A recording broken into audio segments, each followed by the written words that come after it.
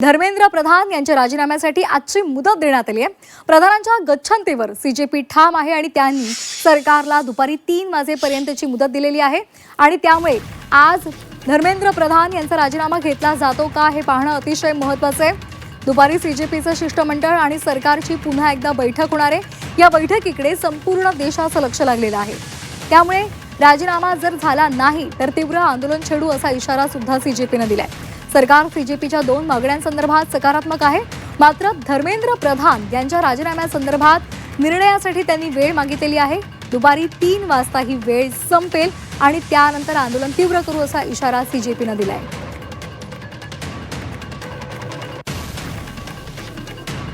कल की मीटिंग में कॉम्पनसेशन और लीगल केसेस को लेके पॉजिटिव आंसर आया था। इन प्रिंसिपल एग्रीमेंट मिला था।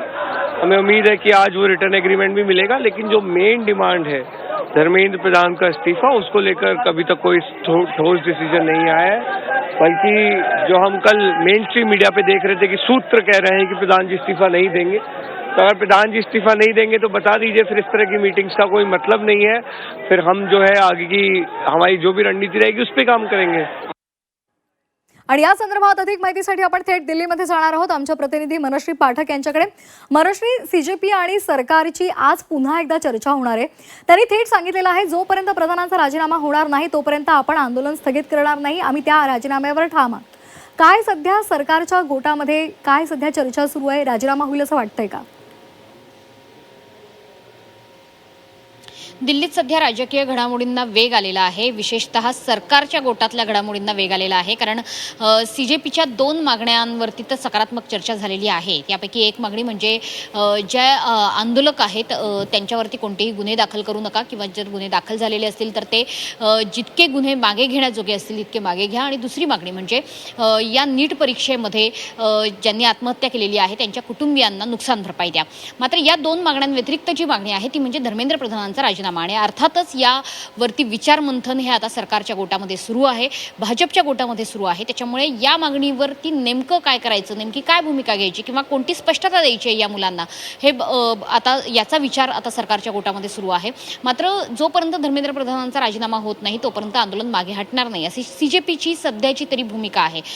यामध्ये काही मध्यम मार्ग काढला जाऊ शकतो का, काही तोडगा काढला जाऊ शकतो का, यासाठी सुद्धा चर्चेची दारं आता खुली करण्यात आलेली आहेत। आणि म्हणूनच आपण बघतोय की सातत्यानं चर्चेची सत्रही सुरू आहेत। आज दुपारी 2 वाजता सुद्धा बैठक आयोजित करण्यात आलेली आहे सीजेपीच्या प्रतिनिधींसोबत आणि कदाचित आज दुपारी 2 नंतर यावरती तोडगा काढला जाईल।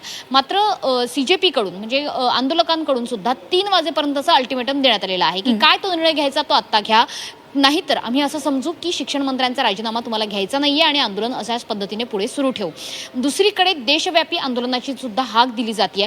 वेगवेगळे राजकीय पक्ष, अगदी काँग्रेस सहित सगळे राजकीय पक्ष जे विरोधी विचारधारेचे पक्ष आहेत ते सुद्धा यामध्ये सहभागी होताना दिसतात, ते सुद्धा यामध्ये आक्रमकपणे उतरताना दिसतात। त्याच्यामुळे देशभरात या आंदोलनाची लाट आता पोहोचत असताना आता सरकारला काही ना काही भूमिका घेणं हे भाग आहे। आणि सोबतच सीजेपीकडून जे अल्टिमेटम मिळालेलं आहे दुपारी 3 नंतरचं, तोपर्यंत काय होतंय, धर्मेंद्र प्रधानांचा राजीनामा होतोय का, की काही मध्यम मार्ग काढला जातोय, काही तोडगा काढला जातोय, याकडे सुद्धा लक्ष आहे। सरकारने काल एक महत्त्वाचं पाऊल उचललं, एक सकारात्मक पाऊल उचललं विद्यार्थ्यांच्या दृष्टीने, ते म्हणजे एनटीए मध्ये काही महत्त्वाच्या सुधारणा घडवण्याच्या दृष्टीने पहिलं पाऊल टाकलेलं आहे। यामध्ये 47 अधिकाऱ्यांना तर बडतर्फ केलंच आहे, त्यांच्यावरती काही अधिकाऱ्यांवरती फौजदारी आणि कायदेशीर अशा पद्धतीचे गुन्हे देखील नोंद करण्यात येत आहेत। मात्र सोबतच एनटीए मध्ये रिफॉर्म्स, ओव्हरऑल रिफॉर्म्स आपण आणतो आहोत असं सुद्धा पंतप्रधानांनी सांगितलं। आणि सगळ्यात महत्त्वाचं की स्वतः पंतप्रधान एकदा नव्हे तर 2दा या आंदोलकांशी व्हिडिओच्या माध्यमातून बोलत आहेत। त्याच्यामुळे जो संवाद आतापर्यंत होत नव्हता तो संवाद आता सुरू झालेला आहे। त्यामुळे संवाद एकदा सुरू झाला तर कदाचित या संपूर्ण आंदोलनावरती, या प्रश्नावरती तोडगा काढला जाईल अशी एक सकारात्मक विचारधारा सुद्धा आपल्याला या आंदोलनाच्या दरम्यान बघायला मिळते। मुलांचं जे म्हणणं होतं, जनजीचं जे म्हणणं होतं ते हेच होतं की सुसंवाद व्हायला हवा, किमान एका टेबलवर बसून सरकारने आमच्याशी बोलायला हवं। आणि त्या पद्धतीने आता सरकार त्यांच्याशी बोलतंय, सीजेपीच्या प्रतिनिधींशी बोलतंय। त्याच्यामुळे दुपारी 3 नंतर या आंदोलनाचं चित्र काय असेल, धर्मेंद्र प्रधान यांचा राजीनामा घेतल्याशिवाय हे आंदोलन मागे हटेल का, हे बघणं महत्त्वाचं आहे।